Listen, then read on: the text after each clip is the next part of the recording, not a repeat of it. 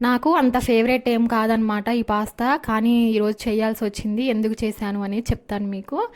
ఈ ప్యాకెట్ అయితే మా అక్క తీసుకొచ్చింది. ఆలివ్ ఆయిల్ ప్యాకెట్స్ కొంటే ఇవి ఇచ్చారంట ఫ్రీగా. కొన్ని వాటర్‌లో పాస్తానైతే మనం ఫస్ట్ బాయిల్ చేసుకోవాలి. కొంచెం సాల్ట్ వేసుకొని.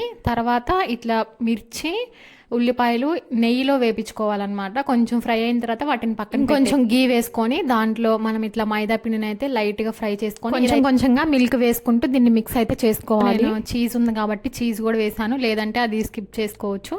కొంచెం సాల్ట్ అయితే వేసుకొని ఇలా బాయిల్ అయ్యేటప్పుడు నేను కొంచెం ఎక్కువ సాల్ట్ వేసాను అనమాట. అందుకని చూసుకొని లైట్గా వేసుకున్నాను.